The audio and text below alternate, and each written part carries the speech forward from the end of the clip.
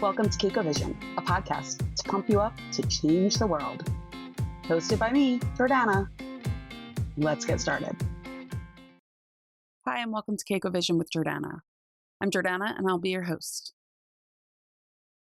Last week, I talked about the police use in America and how we're using police as a militarized force against our citizens. I talked about the failed war on drugs and how the use of SWAT teams and the lack of oversight on search warrants makes it so that you really can't even feel safe in your own home. And I saw an interesting show. I just wanted to point it out. It's a show on Netflix called Web of Make-Believe, Death, Lies, and the Internet. And the first episode is called Death by SWAT, and really shows how messed up our system is, where an online gamer started swatting. And I didn't even know this was a term, but it is when you make a fraudulent 911 call and you get the SWAT team to show up at somebody's house, business, wherever the location is. And it really highlights a lot of the issues with policing in America and the unfortunate consequences for innocent people and communities. So go check that out if you have a chance. Web of Make-Believe, Death, Lies, and the Internet. And it's the first episode. Today I'm going to talk about another way that police terrorize communities. And that is through civil asset forfeiture. Civil asset forfeiture is basically legalized robbery. So the state and federal government can seize people's property without charging them with a crime. And this happens all the time. I've been victim to it as well as thousands of other innocent Americans.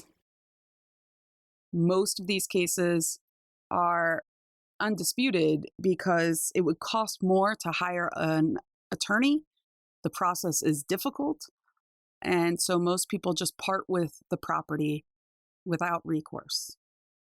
A Washington Post article from September 2014 showed that in one program alone since 9/11, $2.5 billion in cash, specifically cash, was taken as part of close to 62,000 seizures from people who were not charged with a crime. One of the things that makes civil asset forfeiture difficult is that the district attorney can bring charges against property rather than people. And in the case of property, your property is guilty until proven innocent, instead of what we're familiar with, where you are innocent until proven guilty. The reason why it was started was to break up big illegal operations like drug trafficking or mobs. But that's not what it's being used for today.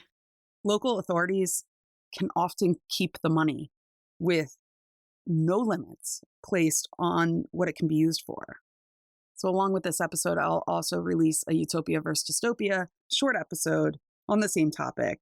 And there are a couple examples that are just astounding.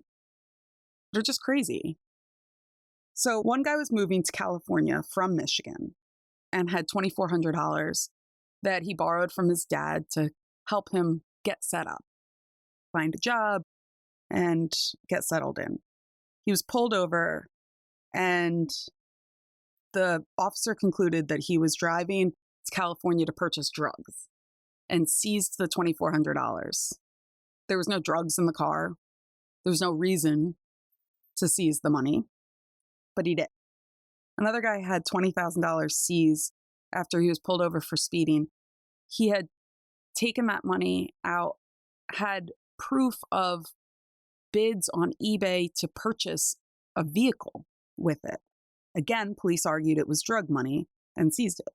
Again, no drugs were found in the car. No drug charges were brought against the man. In 2008, cops raided an event at the Contemporary Art Institute of Detroit's Funk Night for not having a liquor license. And it seized multiple vehicles and saying that just the act of driving to the location where there was an unlawful sale of alcohol was enough to seize the assets.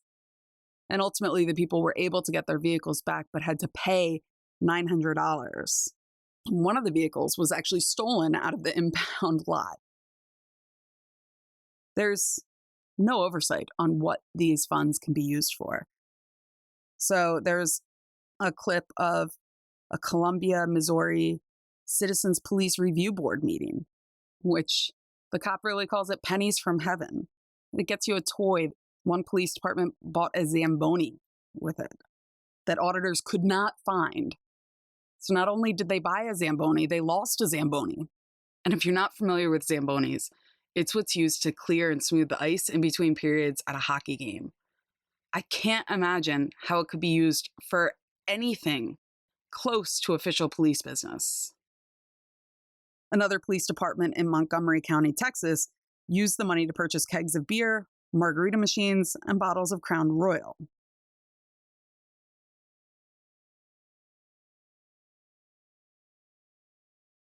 So Philadelphia, my city of choice when it comes to sports teams, particularly the Eagles, has had a really bad rep in this area.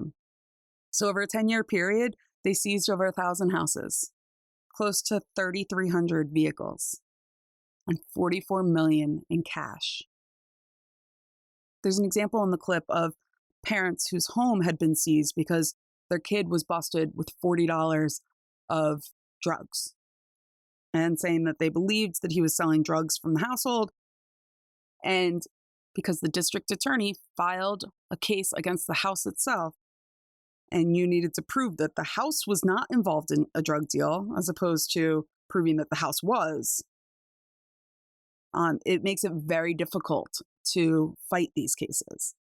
And I've talked about drugs and addiction a lot on here. And the last thing that parents need when they find out or when they're trying to help their kid recover from addiction is a legal battle to maintain their home.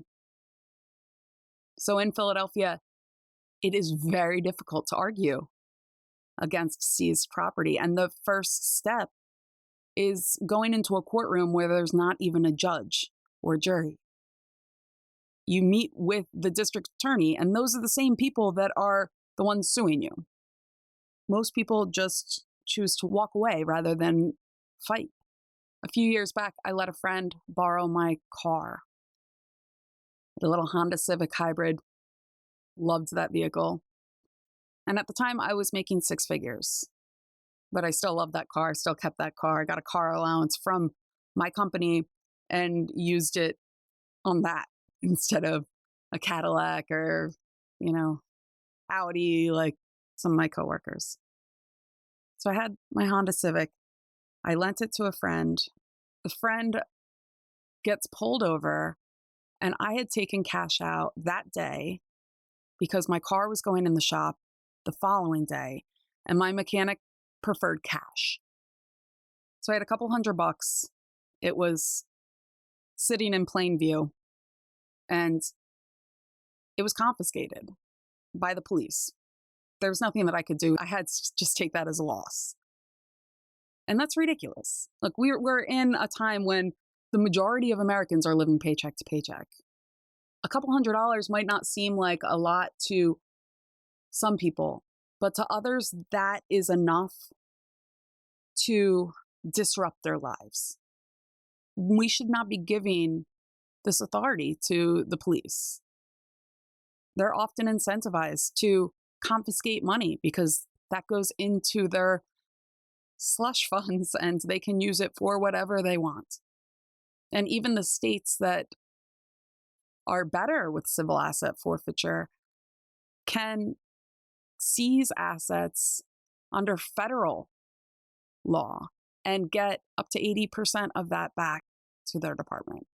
So it is another way that police are used to intimidate its citizens rather than protect them.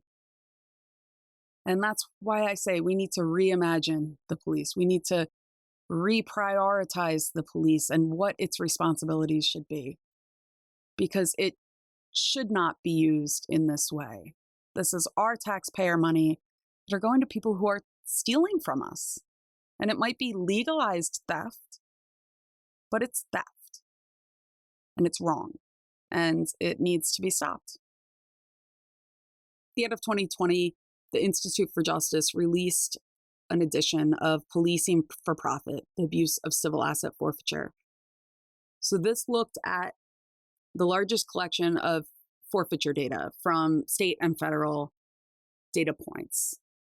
So 17 million data points covering 45 states and the District of Columbia and federal government.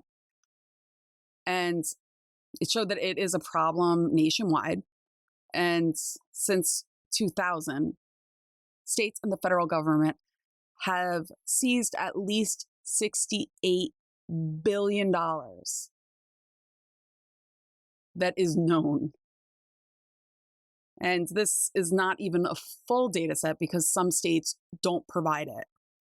Policing for Profit grades different states and federal civil forfeiture laws. And 35 states and the federal government earned a D+ or worse. There is only one state that earns an A, and that's New Mexico, because of a 2015 reform that eliminated civil forfeiture and directed all forfeiture proceeds to the state's general fund. So it took away the incentive for individual police departments to seize property. And this did not increase crime at all in New Mexico. The crime rate was steady and in line with neighboring states. Most of the time, these forfeitures are not targeting big-time criminals, like drug traffickers and the mobs, which that was kind of the point behind it. Data from 21 states show that half of the forfeitures involving cash were less than $1,300.